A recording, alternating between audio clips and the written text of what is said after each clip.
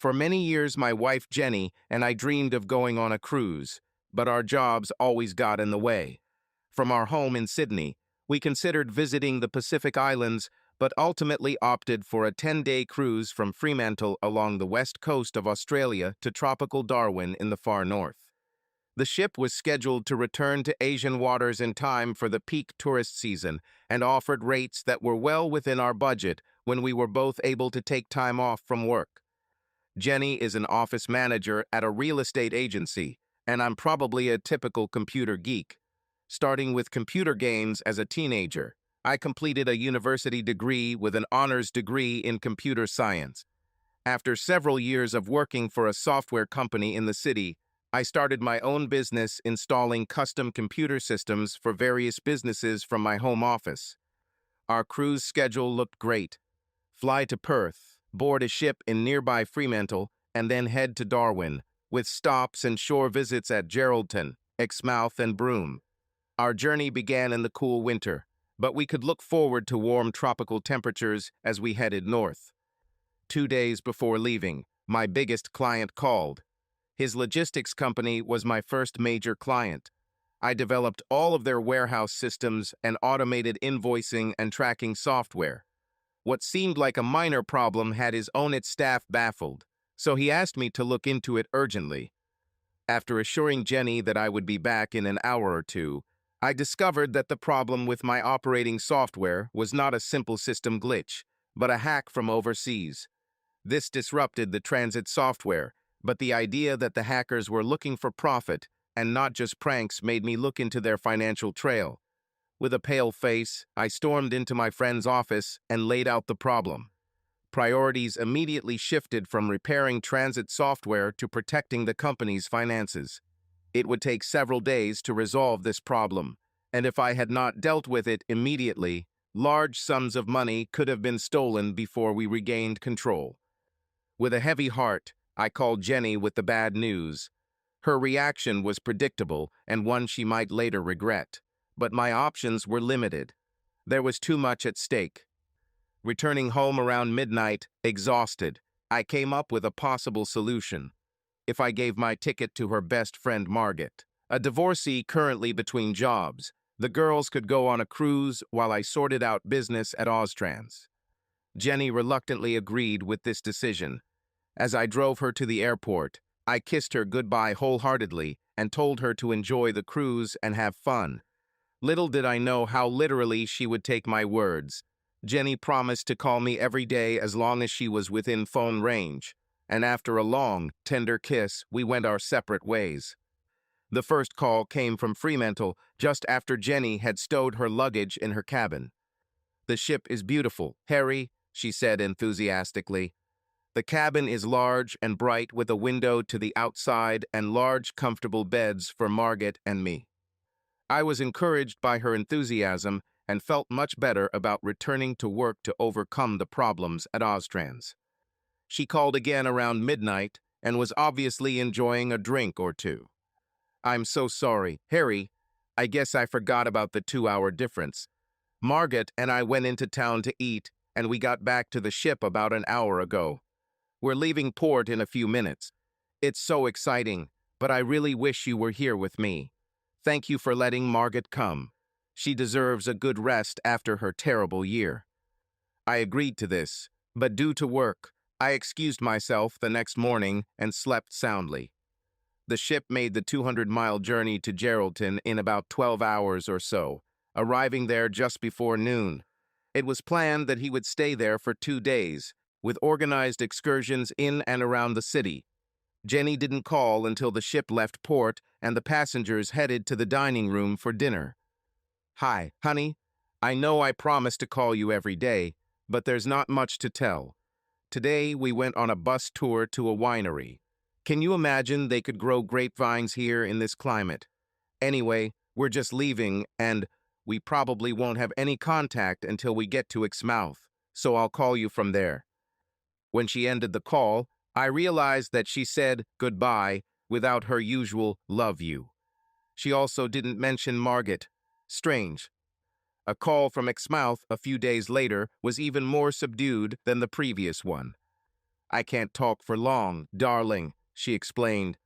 We're about to go out on one of the ship's boats to see the whale sharks, and I'm in line for the next group to go ashore. How's Margaret? I asked. She's fine and having fun. I don't think she's met anyone yet, but she's staying on board because she doesn't like traveling on small boats. So you're looking after her? Honey, she's a grown girl and quite capable of taking care of herself. Okay, I gotta go. We're getting on board. I thought I heard her giggle before the call ended. The promised daily calls never materialized, but I finally found the source code that the hacker had installed on the Oztrans system. He got there after one of the its specialists opened an unwanted site on his work computer. He doesn't work there anymore. Meanwhile, according to the schedule, the ship was supposed to arrive at Broome. Having received no news from Jenny, I decided to call her. The call went to voicemail, so I left a message asking her to call me back when she could. On a whim, I decided to try calling Margaret's phone. She answered the second ring. After exchanging pleasantries, I asked how she was spending her time and how things were going with sharing a cabin with Jenny. Oh, she doesn't bother me at all. In fact, we hardly see each other, Margaret replied. Realizing the consequences of her words, she nervously tried to take it back. I mean, I don't like leaving the ship, and Jenny went on all the bus tours and dives. I hung out by the pool and read a couple of books. Her voice faded. Okay, Margaret, it was nice talking. Can you ask Jenny to call me when you see her? Of course. Harry. The time difference meant that the call came well after midnight. Jenny sounded like she had been drinking. Are you testing me, darling? She teased me with a playful giggle. This won't get you anywhere. I've been good. I've been taking care of Margaret, like you said, but she doesn't want to go on field trips. John is keeping an eye on me so I don't get into trouble. John? I asked. Who the hell is John? It's just another passenger looking out for me, darling. He's looking after me. Isn't that right, John?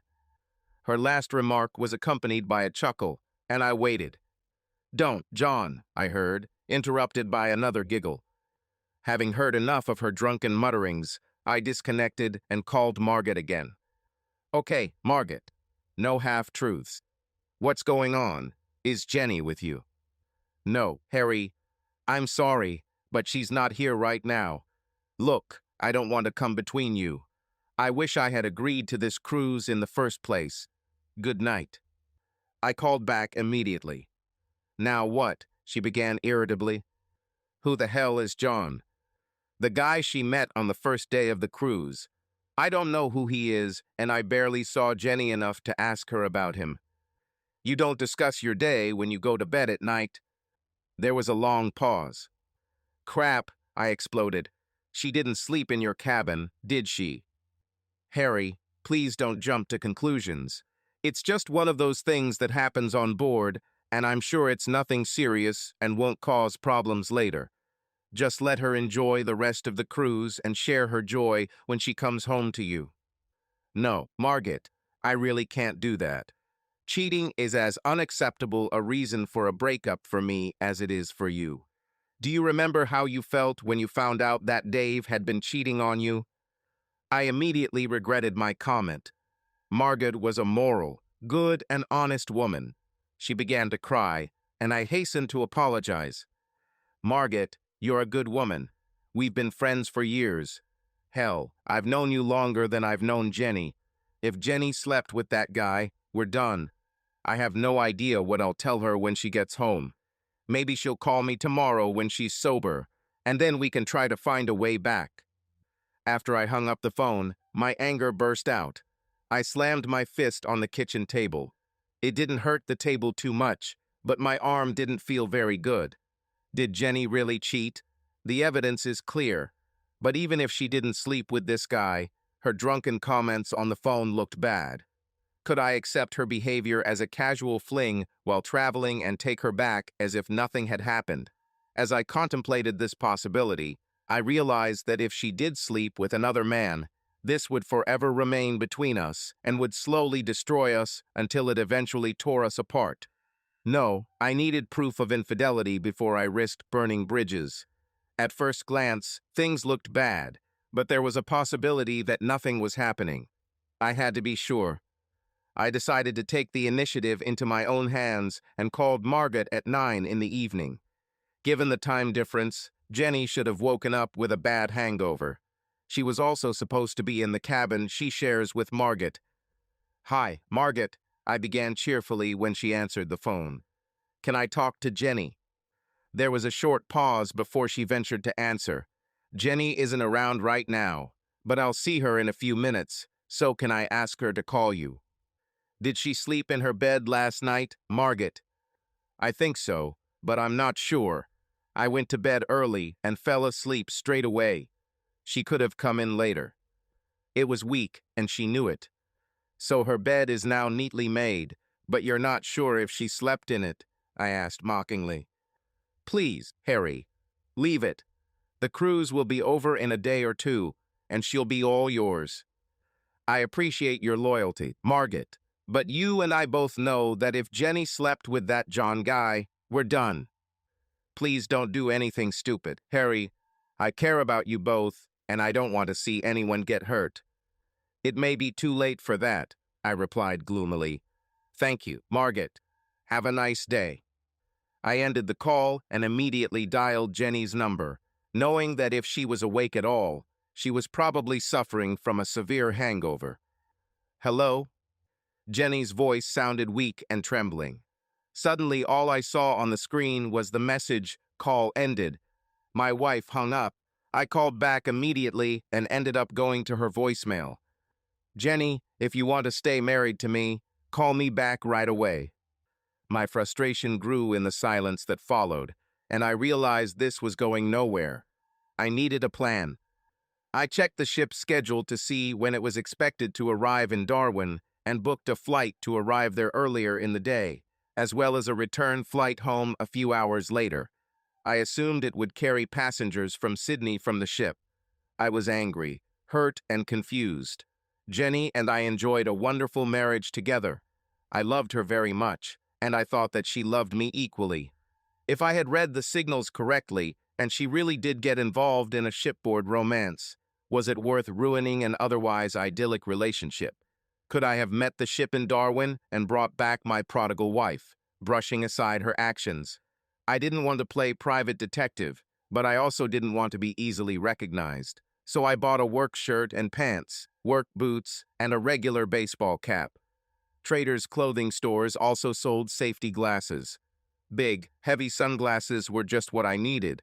With no plans to stay anywhere in Darwin, I packed a few personal care items into my briefcase along with my laptop and took an early morning flight from Mascot Airport to Darwin 2 days later.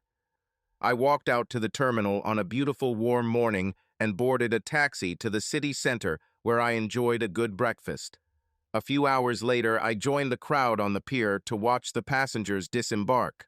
I noticed Margaret, but she was alone, carrying a small suitcase. The traffic dwindled to just a few people before I finally saw Jenny. She was dressed in a light floral summer dress and appeared with a guy whose hand was clearly caressing her bottom, and her arm was possessively hugging his waist. The couple chatted animatedly. At the foot of the ramp, she turned to him to say something, and they kissed passionately while he openly groped her in front of a group of passengers waiting to leave for the airport. "Get a room, you too," one of the passengers waiting on the bus shouted mockingly. With difficulty holding back, I considered the possibility of lunging at the man who was harassing my wife. He was about my height and weight, maybe a year or two younger, wearing a t-shirt, surf shorts, and flip-flops. Very stylish. Judging that the element of surprise was on my side, I assumed that I could probably defeat him. I've always been a logical thinker and hesitated long enough to think about the consequences. Did I really want to spend a day in a Darwin police cell accused of assault? Instead, I took a few deep breaths and pulled out my phone to videotape them kissing. I was sick of watching my once wonderful marriage fall apart. The taxi got me to the airport before the tour bus arrived. So I bought a newspaper, checked in, and asked for a seat in the back of the plane. I took a seat in the corner of the waiting room, immersed in reading the newspaper, and mustered all my willpower not to rush towards the loving couple when they eventually walked slowly into the room, completely engrossed in each other. Hell, I could stand naked in the middle of the room and they wouldn't notice. I waited until the last boarding call, lowered my cap slightly, and made sure I was wearing my sunglasses. As I walked down the center aisle of the plane, I noticed Jenny and her lover wrapped in each other's arms. Margaret sat a few rows behind them, next to the teenager. I didn't even have to worry about whether Jenny would notice me. She was completely absorbed in her companion. Margaret looked up as I walked past, but if she recognized me, she didn't show it. I settled into my seat in the last row and, completely exhausted, closed my eyes, trying to sleep. There was a rear toilet on the opposite side of the aisle, and half an hour after takeoff, I looked up to see my wife's lover heading my way. He opened the door and walked inside, and I saw the busy light switch from green to red. Soon after, Jenny stood up from her seat and walked over to the toilet as I went back to reading the newspaper. It was only when she knocked on the toilet door that the flight attendant approached. "I'm afraid this toilet is occupied, ma'am," she said sternly, clearly understanding what Jenny was trying to achieve. "The front toilet is free, so you can go there. Or, of course, you can wait here until it's free." She grinned at my wife. Jenny hurried back to her seat, blushing, her need for the toilet no longer seeming so urgent. I could hardly contain my laughter. The flight attendant, a beautiful woman in her 40s, I believe, stood in her seat until the guy came out. "Sorry, sir, but these amenities are only for one person at a time." She laughed at his confusion and turned to me, whispering, "You'd be surprised how many passengers think it's cool to join the Mile High Club, but not on my shift." I answered her with a dazzling smile, suddenly feeling much better. Any doubts I had about staying in this regard disappeared, and instead of feeling sorry for myself, I began to think about what actions to take when I returned home. I didn't have any checked luggage, but I headed to baggage claim and waited for the lovebirds to show up. Margaret was ahead of them and saw me. As she approached, I put my index finger to my lips in the universal gesture of asking for silence. "Please don't tell Jenny you saw me, but ask her if she wants to go home with you, hinting that you'll take a taxi. I'll wait for you at the parking ticket machines on the second level. If Jenny prefers to take a taxi with her lover, come to me alone. But please don't tell her that you saw me. Let her make her own decision." Confused, she returned to the carousel to wait for her suitcase. When they finally arrived, the lovers stood just behind Margaret in an awkward display of public fondling. Her behavior irritated me because she should have expected me to come pick up both ladies upon arrival. Apparently, she didn't care about being discovered, so I snapped a few shots of their intimate embrace with my phone, turned around, and walked over to the ticket machines. Margaret came alone, dragging her suitcase behind her. "Jenny is in a taxi with John," she said gloomily. "She pretended to be annoyed that you weren't here to meet us." "Margaret, we both know she wanted to spend some more time with her lover, or her first move would have been to call me to find out why I was late. Hell, she didn't even call me or text me with her flight number." "Please don't jump to conclusions, Harry. There were many fleeting romances on board during the voyage, and 99.9% of them dissipated when the ship docked in Darwin. Why do you think Jenny and John are the exception? I noticed Jenny doesn't wear her rings. Do you think John even knows she has a husband?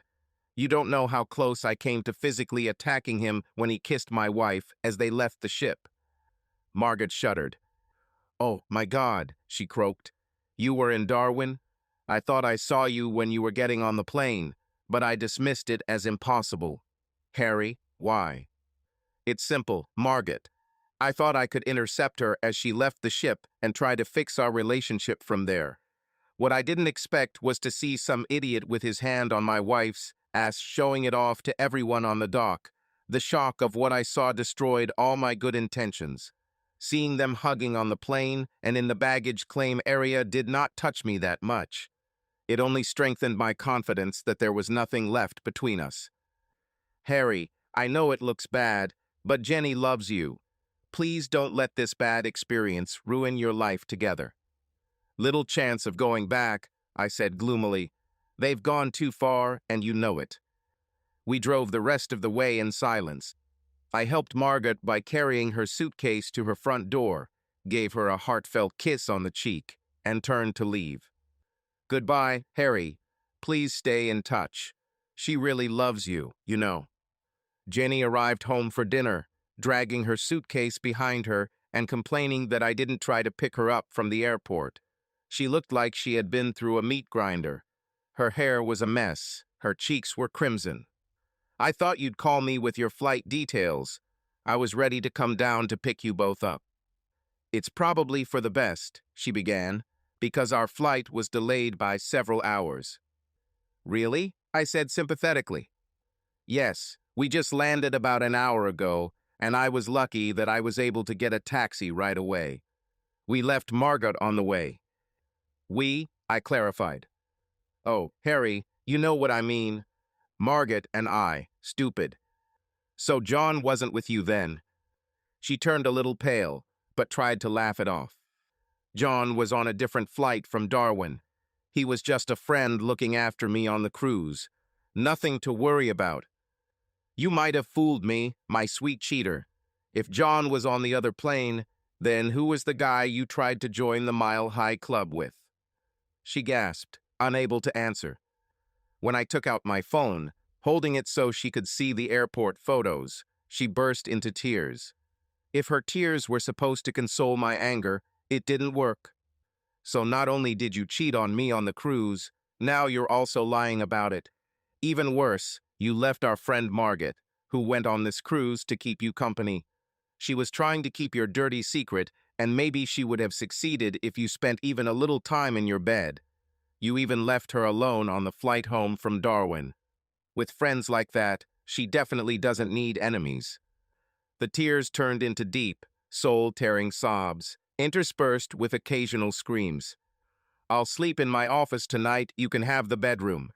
Tomorrow morning, I want you to pack your things, and by noon tomorrow, I want you out of here. And not just out of here, I want you out of my life. I have no place to go, she sobbed pitifully. Try knocking on John's door, I suggested in a helping tone. You seemed a very suitable match from where I sat. I cannot do it. Why? First of all, I have no idea where he lives. I have no feelings for him, and, after all, his wife is unlikely to welcome me. Oh, this just keeps getting better and better, I quipped. You two cheaters really deserve each other. Maybe you should find his wife's phone number so I can send her some photos as souvenirs from your trip. My anger has subsided, but my resolve has not. I turned away in disgust, entered my office, and slammed the door, locking it. A single overcrowded chair in the corner made for a meager sleeping space, and there were no blankets. Looks like I'm in for a long night. I only lasted until a few minutes after midnight, when the cold became unbearable. My back began to hurt, and my bladder threatened to burst. I carefully opened the door to get a spare blanket from the linen closet, and in the darkness I didn't notice my wife curled up just outside my office door. With a loud curse, I tripped over it and crashed into the opposite wall, falling to the floor. You're a fool, I shouted at her. What the hell are you doing on the floor? I couldn't sleep, Harry. I needed to be close to you. Since you locked the door, this was as close as I could get. Will you come to bed now? Returning to my feet, I turned on the light and found a thick winter blanket in the closet, returning to the office with it on my shoulder. Jenny didn't move, so I just stepped over her, slammed the door, and locked it again. Please, Harry, she stammered as the door plunged her back into darkness. I resisted the impulse to tell her to go to hell, curled up in a chair, and, wrapping myself in a blanket, finally fell into an uneasy sleep. At dawn, sunlight streamed through my office window as I awoke with an urgent need to relieve myself. Carefully, I opened the door, but Jenny was nowhere to be seen, so I relieved myself, shaved, brushed my teeth, and spent a good 15 minutes enjoying a hot shower. I really didn't want another confrontation with Jenny, but I had no choice.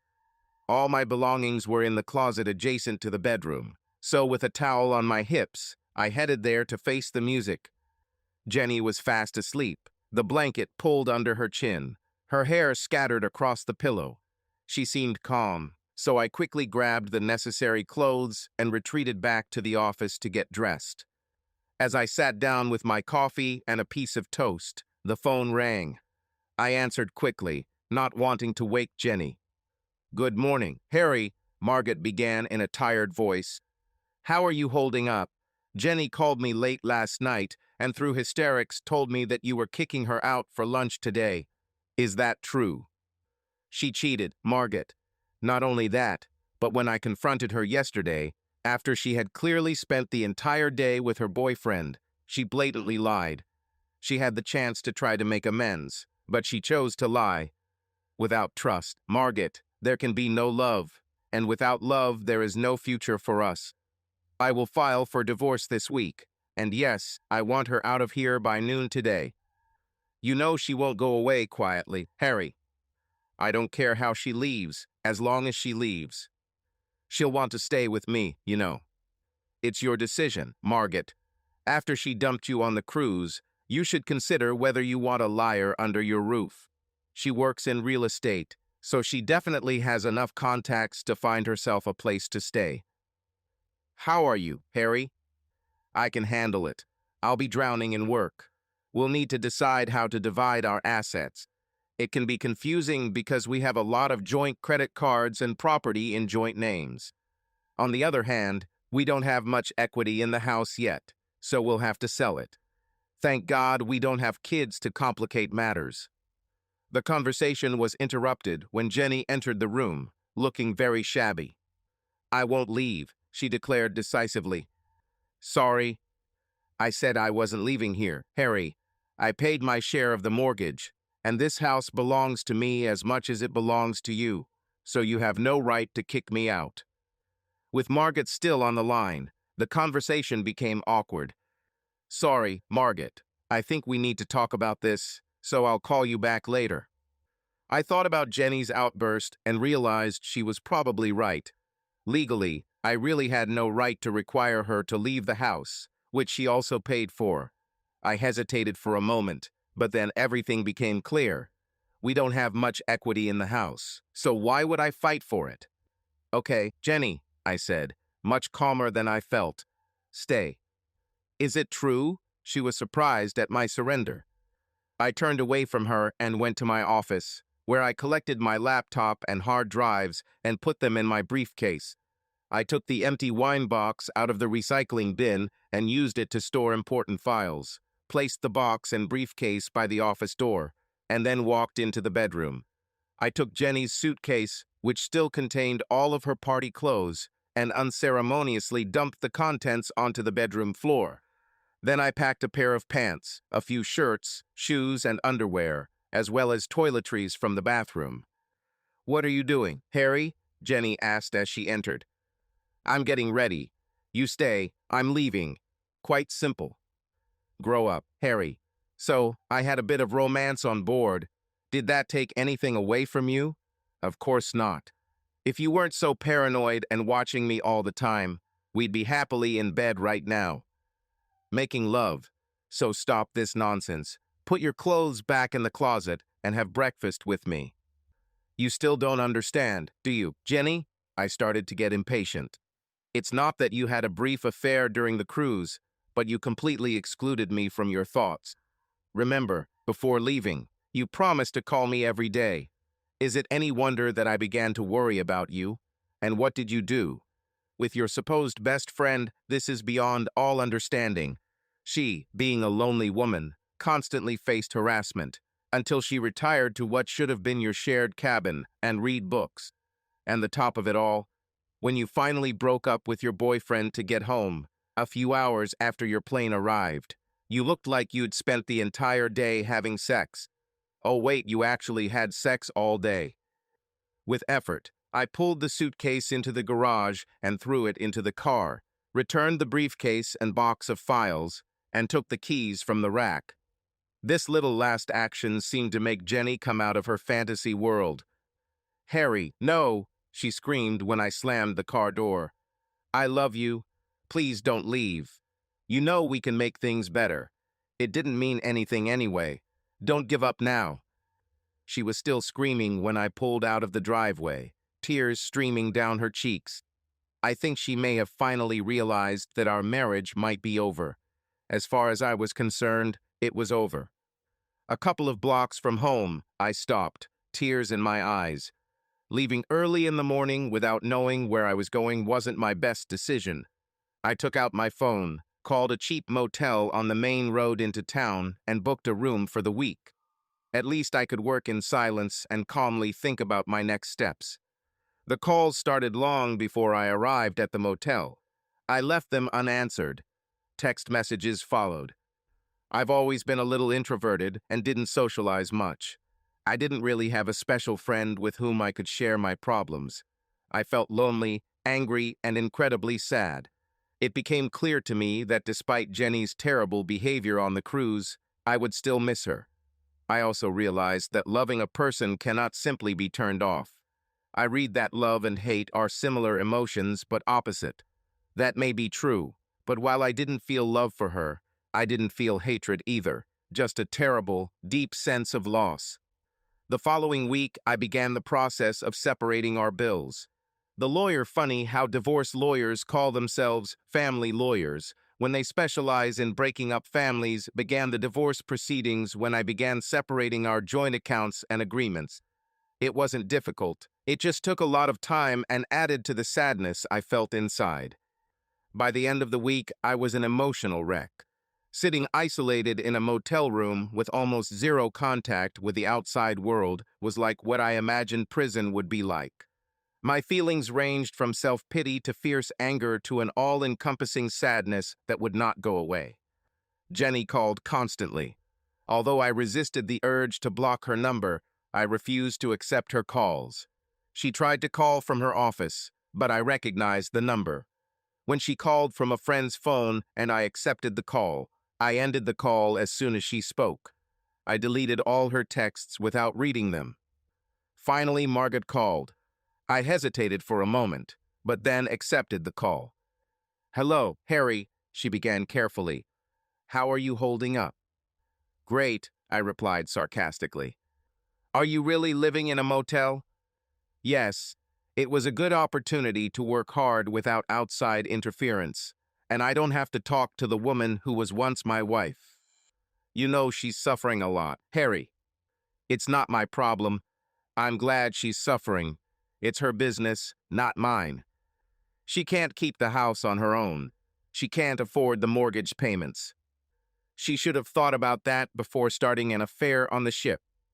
I talk to Jenny every day, and she insists that she hasn't been in touch with John since she got home, and I believe her. Harry, it was a simple but ill-considered romance on a cruise. It's already over. Jenny is full of remorse and doesn't know what to do to make things right because you won't talk to her or take her calls. It's too late, Margaret. After you broke up with Dave, you should know this better than anyone. How can I trust Jenny again after her deceit and lies? She's due to be served with divorce papers next week, and after that she can do whatever she wants. With anyone. I don't hate her, Margaret. I hate what she did to us. If there was a way to take it back, I wouldn't have thought she was capable of cheating 2 weeks ago. I didn't know her as well as I thought I did. Another lonely week passed, and the incessant calls and text messages from Jenny continued. Then Margaret called. Expecting another round of mediation on behalf of Jenny, I was cautious, but she surprised me. "Harry, are you still living in that hotel?" "Yes, I am, but I'm looking for a small apartment near the city center." "Very good. I have to leave here within a week." "Why are you asking?" "Please don't be hostile to this. Harry, I have a house with 3 bedrooms. I only use one of them. Consider the possibility of living here with me and sharing the family expenses. Purely platonic relationship. I am not suggesting any personal relationship. You need room. I have a room. I need extra income until I find another job. My spidey senses were on alert. Have you discussed this proposal with Jenny? I asked cautiously. Of course not. I tried to help you make up, and I reluctantly accept that it won't work. Although I talk to Jenny every day, we don't see each other in person that often, so there really shouldn't be any complications. Besides, I want to make it absolutely clear that this proposal to share a house is not a personal relationship. If she asks about your presence here, I will tell her the truth. But I do not intend to advertise your presence to her or anyone else. We chatted amiably for some time and agreed on important points, such as rent and division of household expenses. I will use one bedroom for sleeping and the other for my home office. Jenny continued to bombard me with phone calls and text messages. I responded to several of her texts, suggesting that she communicate through my lawyer. Through Margaret, I learned that she was already having difficulty paying her mortgage and had arranged the sale of what had once been our home through the real estate agency where she worked. Her next request was predictable. She asked Margaret if she could move in and split the costs. When Margaret explained that she already had a lodger, the game was up. Jenny immediately assumed we were sleeping together and doubled down on her threats to call off the divorce and make my life miserable in every way possible. She also called her best friend words that shook Margaret to her core. It seems their friendship is on the verge of destruction. Margaret did not allow herself to be intimidated. "You're coming to dinner with me tonight," she announced one afternoon. "Where exactly?" "To the Chinese restaurant Golden Lion." "Really?" I asked. You know this was Jenny's favorite restaurant. What's the occasion? "Oh, was it?" she answered naively. "There's no particular reason. We should get out of here more often. I just wanted some good Chinese food, and they're the best in town." The feeling that something was happening continued to bother me, and indeed, not even 5 minutes had passed after we sat down at the table and began to study the menu when someone approached us. I stood up awkwardly, glaring at Margaret and making it clear that I didn't appreciate her tricks. But when she motioned for Jenny to sit down, I decided to remain silent, leaving the two women sitting on one side of the table and myself on the other. Under the circumstances, I did not want to sit next to my wife. Blushing with embarrassment, Margaret explained herself. "You two have found all sorts of reasons not to talk to each other. I decided to risk pissing you both off to at least get you two together long enough for you to talk. I know you'll behave yourself here, so I apologize if I've gone too far. Let's look at the menu while we enjoy a glass of wine and leave the discussion for later."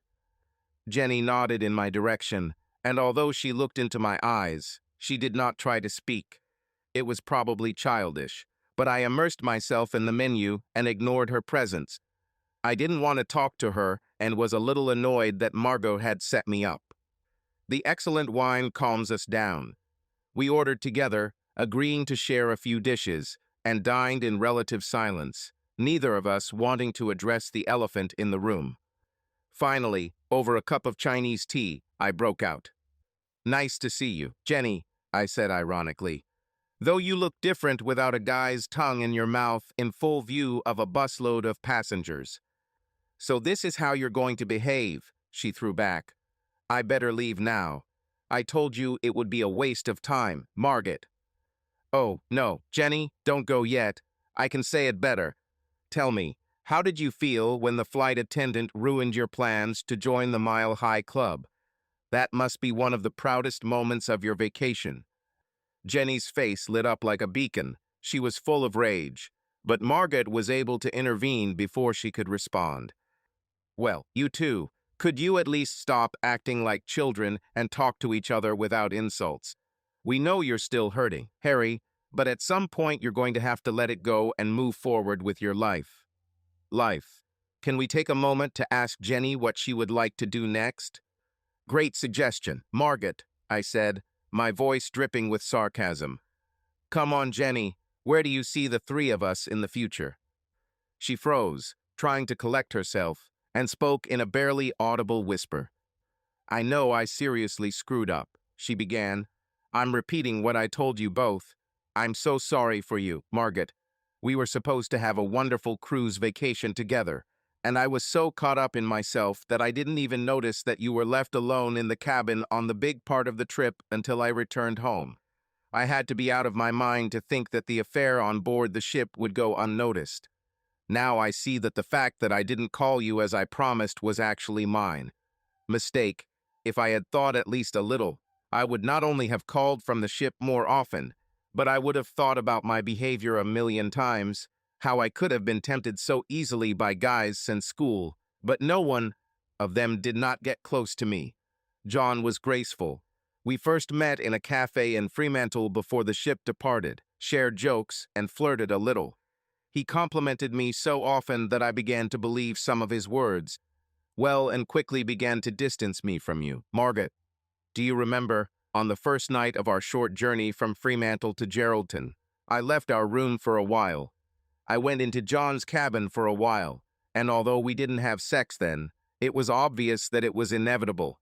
You know, he kept showering me with compliments right up until we broke up at the end of the cruise, and he made me do things I'd never even thought of before. But as a lover, he turned out to be lousy. And to think I gave away my almost perfect marriage to a man I'm still madly in love with, it still breaks my heart. Margaret, please be kind to him. He's the best thing that could ever happen to you. Thank you for a wonderful dinner, and thank you for listening. I need to go now." Tears streamed down her face as Jenny squeezed between the tables of surprised customers and disappeared before Margaret or I could think of anything to say. Jenny's phone calls gradually became less frequent, and a new normal life began for me. The divorce was supposed to be finalized in 12 months, but was still not signed. Since I wasn't romantically involved, I was in no rush. When Margaret finally found a secretarial job close to home, her stress levels decreased and she became a pleasant companion at home.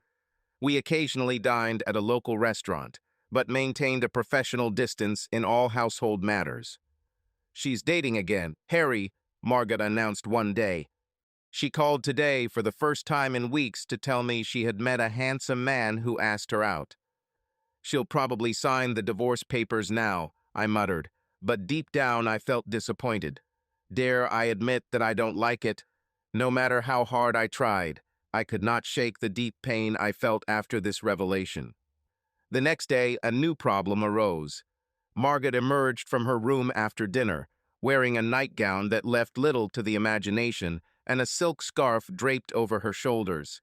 She walked towards the bar and poured us a glass of wine, flaunting her ample breasts as she leaned over to hand me my glass. "Don't you like me? I know you're not dating. Tell me what I need to do to get your attention." Pausing to collect my thoughts, I continued as delicately as possible, knowing that this matter would not be resolved without consequences. "Margaret, you are a very attractive woman, and of course I have thought about starting a relationship, despite our initial agreement. We have been close friends for many years, but we both know that a rebound romance is a bad idea, and the scars I carry from the breakup with Jenny, still a long way from healing. When you said yesterday that Jenny was dating again, I admit that I felt jealous for a moment. Within seconds, I had visions of Jenny and John at the ramp in Darwin, and my jealousy turned to anger. I was so confused now that it would be crazy for you to get involved in a romantic relationship with me until I sort out my feelings." She closed the distance between us and sat on my lap, kissing my cheek. "I understand, Harry," she whispered softly. "Just know that I'm ready whenever you are. And if you need a little no-strings-attached relief, my bedroom door is always open and you're welcome to come in." We sat like that for a long time, and I was surprised when I realized that the tears on my cheeks were my own. Reluctantly, I helped Margaret off my lap, excused myself, and retreated to the privacy of my room. I had a painful, sleepless night with visions of Jenny in the arms of another man, Margaret's beautiful, relaxed breasts in her loose pajamas, picnics with Jenny, lovemaking on our last vacation, all mixed up in a chaos of conflicting thoughts. After Margaret left for work the next morning, I made a decision. Staying at her house would inevitably lead to sex that could be harmful to both of us. So when she returned in the evening, I had dinner ready and a bottle of Chablis chilled and ready to pour. "What's the matter, Harry?" she smiled. "No special occasion. You've done so much for me these past few months that I wanted to show my gratitude. Now let's enjoy dinner." After dinner was over, it was time for serious conversation. "Margaret, you have been incredibly generous to me. You have given me so much more than a place to live. You have given me your love and support when I needed it most. You know that I have feelings for you, and say no to you last night was one of the hardest things I've ever had to do. I'm still broken that Jenny threw away our marriage vows so carelessly. I had nightmares of her laughing at me while kissing a guy by the ship. And then I remembered some of the wonderful times we had together, our holidays, our time with her family, our picnics at the river. I miss those times, and I wish I could just rewind time and make sure this crazy cruise never happened. I thought we were the best couple in the world until she proved that we weren't." Margaret listened patiently, without interfering with my speech. "Last night showed us that if we don't change, we'll accidentally end up in a sexual relationship that neither of us is ready for. I care about you very much, Margaret, but I'm afraid that our love for each other will change forever if we take this step." I looked at her, seeing a tear rolling down Margaret's cheek. "You're leaving, aren't you, Harry?" she whispered quietly, her voice trembling. "I need to go, Margaret. You need to move on with your life, and you can't do that while I'm here. I need to move on, too, because I can't spend my whole life hiding behind your apron." "I was hoping we'd have a chance," she said thoughtfully, although I said from the very beginning that our relationship would be purely platonic. We always had feelings for each other, even when we were children. I agreed. "It's true, Margaret. We've been best friends forever. Let's make sure we stay best friends without trying to be lovers for all the wrong reasons. I'm not going to try to stop you if you want to leave, Harry. I'll miss you terribly, and I think you'll miss me a little too. It'll also make my financial situation more difficult. But now that I have a stable job, I can handle it. Please think about me sometimes." I felt like I had just kicked a defenseless puppy. Seeing Margaret in such distress was terrible. Terrible way to repay her for her support and generosity. Before things got any more emotional, we moved on to mundane tasks like washing up after dinner, unable to talk before quietly retreating to our rooms. During this time, my business grew much faster than I expected. It was convenient while I lived with Margaret, but I was surprised to realize that I was spending over 70 hours a week at work. I fell behind on my billing, and it became increasingly difficult to serve my clients when they needed help. I posted an advertisement for an assistant, and at the same time began looking for an office. They formed almost simultaneously. I found an old 2-story building that was once a corner store just outside of town, with windows facing both streets. The original entrance to the store was bricked up to transform the retail space into a huge living room. There was a small kitchen on the ground floor, but the real living part of the building was on the second floor. It was perfect. I hired builders to convert the downstairs into 2 offices and a reception area, replacing the old windows with modern frames. The original entrance has been reopened and features a pair of classic lacquered wood doors with my name emblazoned on the glass inserts in gold font. The whole alteration took almost 2 months, during which my stay with Margaret became increasingly tense. Hundreds of hopeful computer gurus responded to my ad for an assistant. My requirements were simple. I needed an assistant who could complement my skill set and who could connect with my clients. Finally, the list of candidates was narrowed down, but selecting the final 5 took forever until I responded to those who didn't make the cut and invited those selected to an interview at my new office, just a day before we moved in a couple of used tables and chairs. The final choice turned out to be much easier than I feared. Arthur surprised me on several counts. He was at least 5 years older than the other candidates. His long blonde hair was neatly pulled back into a ponytail, and his clothes were casual but neat. It only took me a minute to realize its potential. He immediately understood the direction I was taking for my large clients and suggested several ideas of his own. We didn't bargain about the salary. He was much more interested in participating in real development. Excited about the progress of the past few weeks, I returned to my room at Margot's one last time, furnishing the upper level of my office with new bedroom furniture and some basic items for the dining room and kitchen. Even though I had little time for anything other than work, I wondered what Jenny had been doing since we had dinner. I was sorry to leave Margot after all her generous help in making me whole again. I often thought about what life with Margot might be like. She and I were so compatible, we liked the same things, and we had been best friends since childhood. We shared our deepest secrets, never judging each other and always being there when one of us needed support. We were young enough to start a family, but was our friendship love? Could we get married and grow old together? For the last night at Margot's house, she prepared a magnificent candlelit dinner with all the delights waiting for me. We tried to keep the conversation light, but it was obvious that Margot was on the verge of a breakdown, faced with the reality of my leaving her life and returning to loneliness. I helped her put away the dishes, and we went into the living room to watch some mindless TV show. She sat next to me, resting her head on my shoulder. Thanking her once again for the wonderful dinner and hospitality over the past months, I gently pulled away to leave for the night. Please, Harry, you really shouldn't have left, but I understand your reasons. Good night. Lying awake, looking at the ceiling, I heard Margot moving around. I heard her taking a shower, and I was just beginning to fall asleep when my bedroom door opened. Margot's silhouette in the doorway was illuminated by the light from behind. Don't you dare say no to me tonight, Harry, she threatened. I deserve it, and I need it.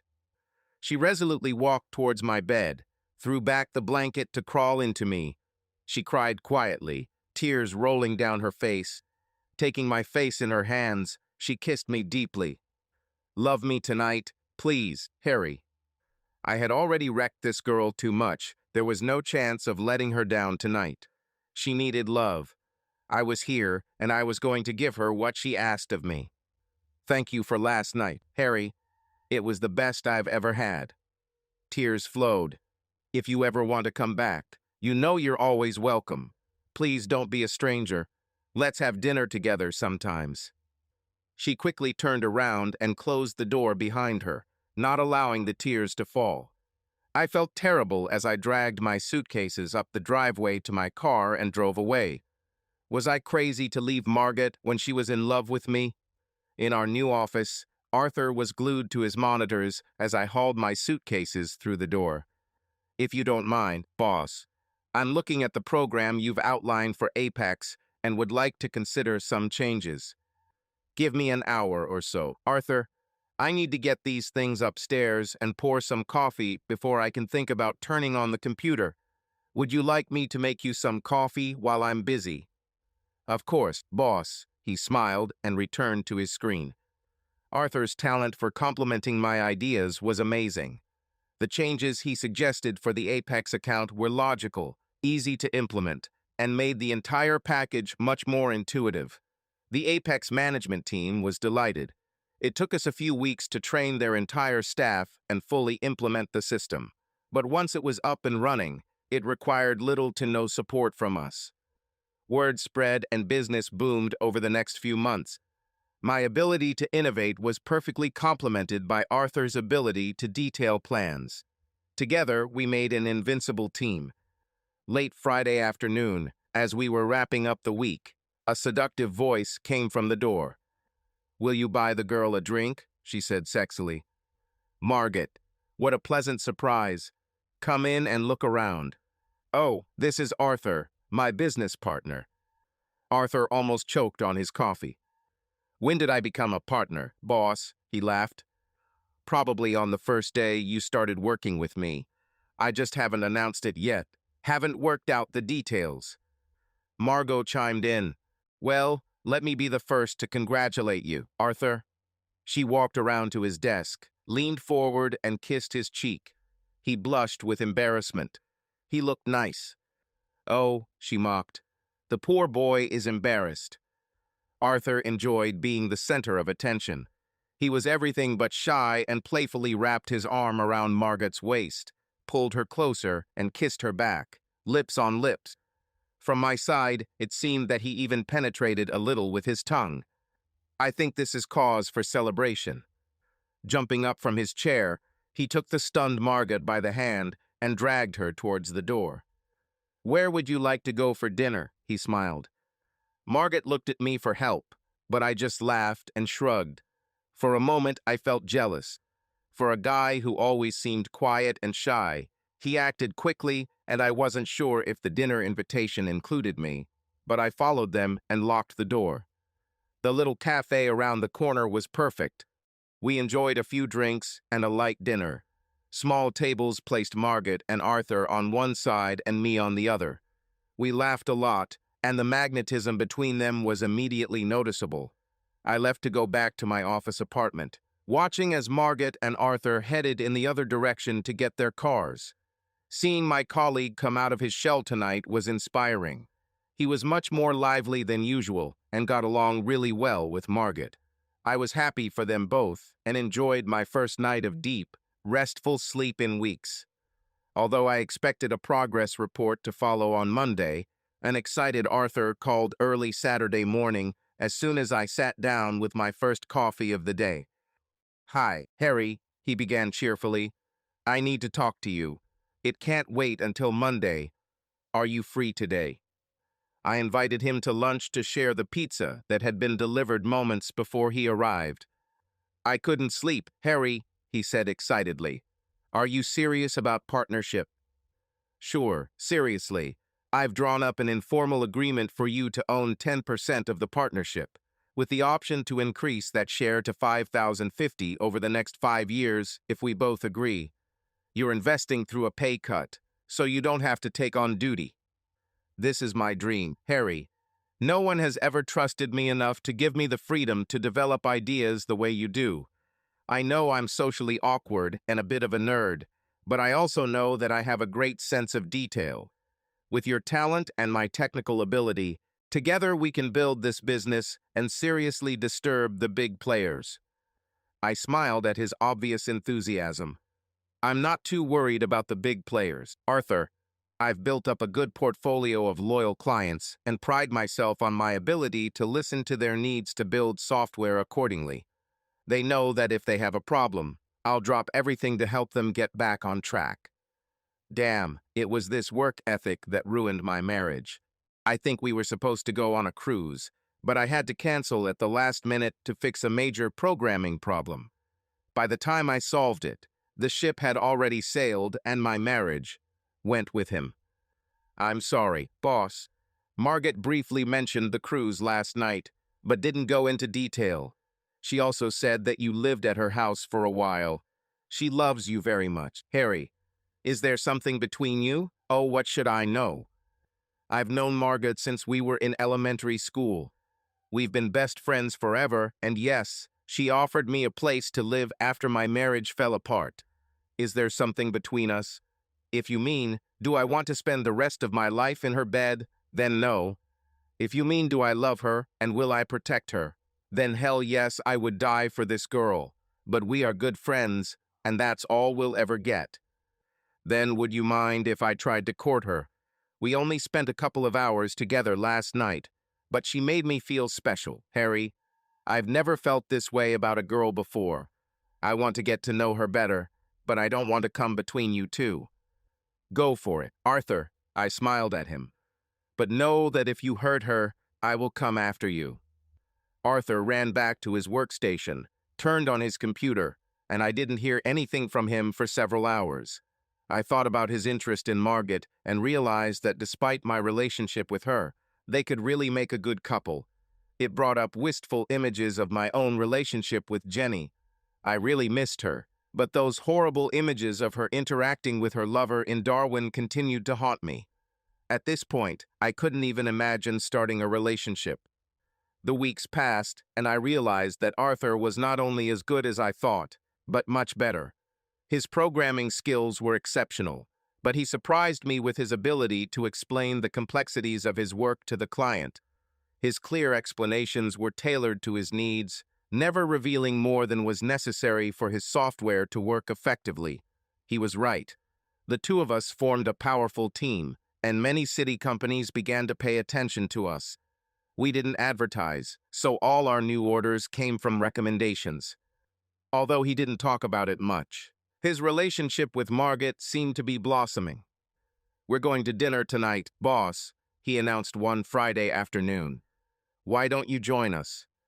I had not seen Margaret for a long time, and, having no other plans, I enthusiastically agreed. Things were different when Arthur and I arrived at the restaurant. Sitting at the table with Margaret was my wife Jenny, about the last person on earth I would want to have dinner with.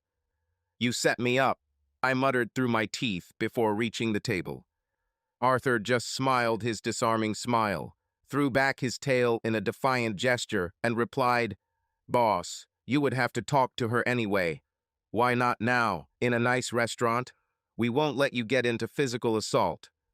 I walked over to Margaret's seat and kissed her on the cheek, which allowed Arthur to sit next to her and gave me the last empty chair, next to Jenny. She smiled at me with her most seductive smile as I reluctantly withheld the kiss and sank into my seat with an exaggerated sigh. Since Arthur sat across from me, it was easy for me to ignore my wife as I leaned forward at the table. As the waitress brought us menus and took our drink orders, conversation died down as we each studied our menus. Arthur and Margaret broke the silence with whispers, seemingly agreeing on their choices. I also made my decision and returned the menu to the table, not too carefully. Jenny handed her menu back to the waitress and ordered a Caesar salad before the poor girl could ask. After we placed our orders, the awkward silence returned. Margaret was the first to break the deadlock. "Damn it," she sighed. "We're going to sit here in silence all night so he nodding in my direction can show the whole restaurant how unpleasant it is to sit next to this lady. How is this kindergarten? Harry, let's at least enjoy dinner and leave for a while aside from your smug behavior." I felt like a little child being scolded by a teacher in elementary school. It worked. However, Arthur started talking to Jenny, and soon the conversation became general. It was clear that I could join or not, the choice was mine. By the end of the evening, we, albeit with a stretch, talked quite friendly, so by the time dinner was over, we were all engaged in conversation, albeit with some tension. I made no effort to hide my displeasure that Margaret and Arthur had put me in this situation. The coffee was drunk. Margaret and Arthur said goodbye, leaving me to deal with my wife. Reluctantly, I drove her home in silence. She opened the car door, and as she was getting out, she couldn't resist the last arrow. "I'm sorry, Harry. I don't know how many times I have to say this, but I'm really sorry. We were good together, and I ruined that in just 1 week. I'm not sure Margaret and I will ever be that close again." Although she was a wonderful support for me, she arranged the meeting this evening, and I know she will be bitterly disappointed that it was a failure. Thanks for driving me home. If you want to come over for a drink before you leave, I'd be glad. I don't know what else I can do to mend things between us, but I never stopped hoping that we could get back together, even despite our divorce. That's not going to happen. Jenny, it's time to move on. In 3 months, our divorce will be final and we'll be free from each other. Goodbye. I leaned over to close the car door, leaving it parked in the driveway, and accelerated. It's strange how things turn out. Arthur was supposed to present a complex logistics induction system to a client for the day, but got stuck trying to debug a new program we had developed. I took charge of the induction, arriving at the company headquarters to meet with Dr. Chris Stapleton, managing director. Dr. Stapleton was a charming lady with sparkling eyes and a vibrant personality who immediately put me at ease. We spent a busy day in her office room with key staff as I explained to them the features of our program and how best to use it. The session was a huge success, so when we finally wrapped up, Chris asked me if I had any plans for dinner. The short story is that we were enjoying a quiet dinner together when I learned that she had gotten divorced several years ago after her husband's third infidelity. She lived alone in a prestigious area, had a full-time housekeeper who also acted as a cook. She swore that any future relationship with a man was unlikely. She loved her job, received a huge salary plus generous benefits, and was, as she said, completely happy with the way her life turned out. After endless questioning, she learned my sad story still officially married, but the divorce would be finalized in just 3 months. We were both so convinced by our encounter that neither of us saw the harm in social dinners, so our first dinner together quickly grew into 2 or 3 dinners a week and the occasional theater visit. It was a date to see Les Miserables on stage that ended our innocent relationship. We had a private box at the side of the theater, and during intermission I noticed Jenny in the audience with Margot. Neither of them noticed my presence until the lights came on after the final curtain. Margot smiled and waved, and Jenny simply nodded in acknowledgement. I saw an opportunity for some revenge. I could let Jenny know how I felt about Darwin. Chris had just gotten up from her seat, so I stood up with her and gave her a silly hug, holding her tightly and kissing her deeply, holding her head to keep her from moving away. Over Chris's shoulder, I could see Jenny's face, horrified at what she had seen for a moment or two. She quickly covered her mouth with her hand and turned to Margot for support. At that moment, Chris pulled away from me. "Damn it, Harry, we're in public." She then followed my gaze to the seats below and saw Margot and Jenny, who by this point was crying. "Oh, you sneaky bastard, Harry. I'm guessing that's your ex down there? So you were trying to use me to get revenge for old grudges. Well, to hell with you, Harry. Take me home. Now." After a silent drive, I stopped the car in front of Chris's house and was about to open my door. "Don't go out, Harry. We won't see each other again. If a connection with your company is needed, let Arthur handle it. One day you will pull your head out of your ass and realize that you still love your wife. For your sake and hers, I hope you understand this before it's too late." My phone rang as soon as I walked through my front door a little later. "If you haven't broken it already, Harry, your little act tonight finished the job," Margot burst out. "You of all people should have known how painful it was for Jenny to see you kiss another woman so passionately. It was a mean, cheap trick, Harry. Goodbye." I was going to tell her that it was good for Jenny to get a feel for her own medicine, but she had already ended the conversation. Arthur was thoughtful the next morning and remained silent until we stopped for coffee. "I heard you got involved with one of our clients," he began accusingly. "Do you think it's wise to get intimate with clients?" "So Margot told you about last night, huh?" "She didn't go into detail, but whatever you did, it hurt your wife very badly. At least that's what she said." This time there was no phone to end the call. "Damn it, Arthur. It's time this woman got a taste of her own medicine. Now maybe." "She has." "An idea." "Of what?" "I felt when I saw her kissing in Darwin after the cruise. Our divorce will be final in a few weeks. And then we will both be free to go our own way. She still hasn't been able to sell the house. I wonder if she realizes that she would have lost it already if I didn't cover the mortgage payments in secret to keep the bank away from her. She created this problem, and now seems to be trying to convince everyone that she is a victim." "I don't take sides, boss," Arthur said quietly. "It seems to me that for a guy who doesn't care about his marriage, you're showing a lot of signs that you're still very much in love with your soon-to-be ex-wife. Think about it. If you didn't care about her, why was there all this spectacle with Chris last night? Weren't you trying to get a reaction? Why bother with her mortgage payments? She dated a couple of times and came home unhappy, I'm told. Except for that night with Margot, yes. She told me about it. You didn't date either. With someone? Ever wonder why that is, Harry?" Arthur pushed his coffee cup away and returned to his computer screen, leaving me alone with my thoughts. I couldn't work. "I'll leave for a while," I muttered to Arthur as I opened the door. At the local park, I watched little children play with their mothers, soaked up the sunshine, and tried to make sense of my confused thoughts. Arthur and Chris were right, I realized. Not a day has passed since our separation without me thinking about Jenny. I missed her comfort in bed. I missed her words of encouragement when things were hard. But I also scolded her angrily when I remembered her betrayal, trying to erase all the positive moments. I wondered if, through counseling, we could put the ugliness of one fateful week behind us and move forward as lovers again. I was trying to make a decision. A few hours later, I took my phone out of my pocket and dialed Jenny's number.